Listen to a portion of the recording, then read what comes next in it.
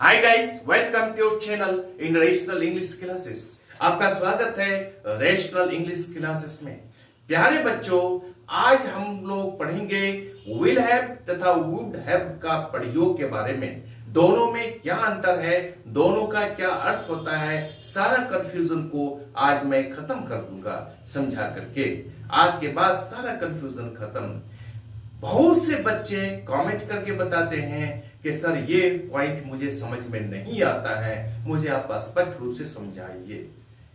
मैंने बहुत सारा चैनल को पढ़ा, बहुत सारा वीडियोस देखा, लेकिन ये कंसेप्ट समझ में नहीं आया। इसलिए हमको आसान भाषा में समझा दीजिए। आप वीडियो को अंत तक देखिएगा। आपसे रिक्वेस्ट है कि चैनल को लाइक और सब्सक्राइब कर दीजिएगा, दोस्तों के बीच में शेयर कर दीजिएगा। चले हम लोग शुरू करते हैं विल हैव और वुड हैव का प्रयोग के बारे में। Will have oblique would have, इन दोनों के अर्थ के बारे में और क्या अंतर है उसके बारे में पढ़ेंगे हम लोग। सबसे पहले हम लोग समझ लेते हैं विल हैव के बारे में। विल हैव का प्रयोग दो अर्थों में होता है। क्या अर्थ होता है? एक होता है पजेशन। पजेशन का अर्थ होता है अधिकार, कब्जा, और एक होता है एक्शन। दो तरह से, यानी कोई कार्य करने के लिए उसका प्रयोग कहता है विल हैव का प्रयोग। पजेशन अधिकार होना, कब्जा में होना। जैसे पजेशन के बारे में क्लियर कर देता हूं। आई शैल हैव अ कार। देखिए, आई शैल हैव ए कार, मेरे पास एक गाड़ी होगी, कार होगी। आज कार नहीं है, कल हो सकता है, तो आई शैल हैव ए कार, मेरे पास गाड़ी होगी।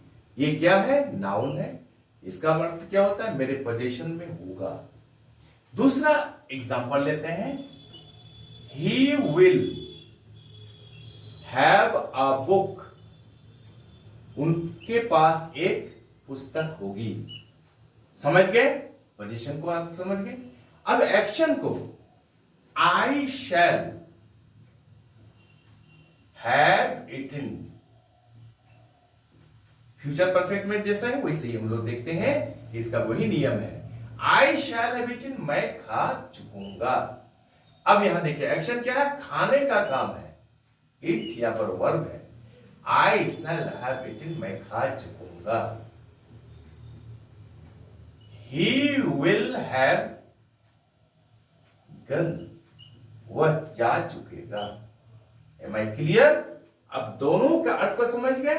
ये पोजीशन को बताने के लिए क्या आता है, ये एक्शन को बताने के लिए आता है। प्रेजेंट टाइम में इस पोजीशन के बारे में हम समझ लेते हैं।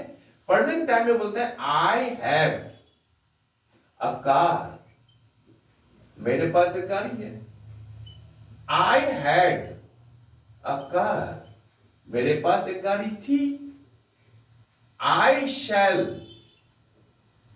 हैव अ कार, मेरे पास एक गाड़ी होगी। इस कंसेप्ट को आप समझ गए होंगे। Present time, past time, future time, position को बताने के लिए क्या आता है। अब समझ गए? अब प्यारे बच्चों, हम लोग आएंगे किसमें? कि शैल हैव और विल हैव। तो विल हैव या शैल हैव तो समझ गए हम लोग। अब हम लोग वुड हैव के बारे में समझते हैं।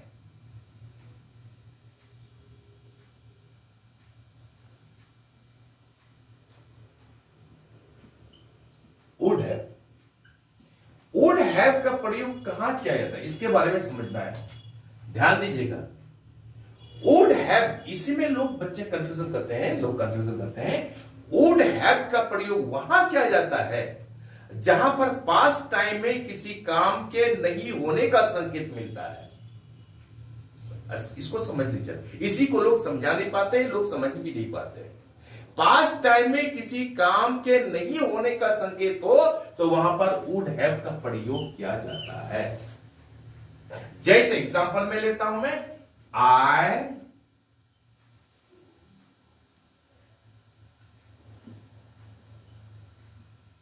वुड हैव गन, मैं गया होता, यानी जाने का काम नहीं हुआ है, हुआ ही नहीं है। और वैसे सेंटेंसेस को अकेले में नहीं प्रयोग किया जाता है, इसका प्रयोग विशेष करके किया जाता है कंडीशनल सेंटेंस को बताने के लिए। जिस सेंटेंस से शर्त मालूम हो, जो शर्त सूचक सेंटेंस हो, उसी में उसके साथ इसका प्रयोग किया जाता है। इसका रूल है, इसका रूल क्या है?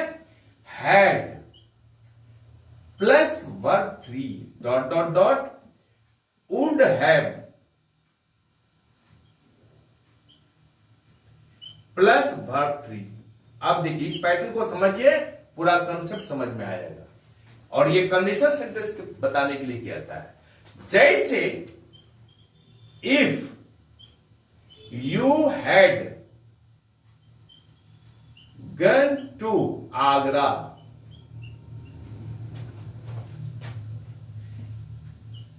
you would have seen the Taj Mahal। दूसरा सेंटेंस देते हैं हम लोग, if he had worked hard, he would have passed the examination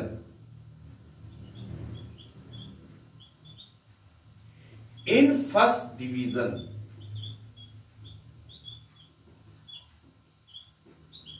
अब देखिए, पैटर्न को समझ लीजिए। Had plus verb 3, would have plus verb 3। जब भी यहां हैड प्लस वर्ब 3 आएगा तो वुड हैव प्लस वर्ब 3 का प्रयोग होगा। जैसे यहां पर वुड हैव के पास सदा हमेशा वर्ब 3 का प्रयोग होगा। अब बात को समझिए, if you had gone to Agra, यदि तुम आगरा गए होते, कोमा यहां पर, तो you would have seen the Taj Mahal, तो तुम ताजमहल देखे होते।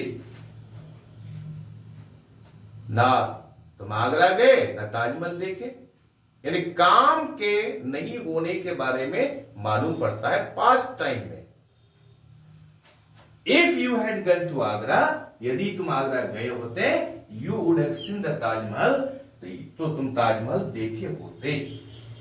पैटर्न को समझ लिए, हैड प्लस वर्ब 3, हैड यहां पर गन वर्ब 3 हो गया, वुड हैव प्लस वर्ब 3, यहां पर वुड हैव प्लस सीन यहां वर्ब 3 हो गया। दूसरा एग्जांपल लेते हैं और स्पष्ट करने के लिए, if he had worked hard, यदि वह कठिन परिश्रम क्या होता। मान लिए आज एग्जामिनेशन हो गया, 3 महीना के बाद रिजल्ट होगा। एक आज के पहले, परीक्षा के पहले बच्चे तैयारी करते हैं। परीक्षा जब तैयारी करते हैं और परीक्षा देते हैं, उसके बाद रिजल्ट होता है। जब रिजल्ट होता है तो सेटिस्फाइड रिजल्ट नहीं है, तो हम लोग क्या बोलते हैं, देखते थे ऊपर नहीं था, दिखता उतना नहीं था। तो पास्ट टाइम में कर सकता है, if he had worked hard, यदि वह कठिन परिश्रम क्या होता, he would have passed the examination in first division, तो वह परीक्षा प्रथम श्रेणी से पास किया होता। ना वह कठिन परिश्रम किया, ना वह प्रथम श्रेणी से परीक्षा पास किया।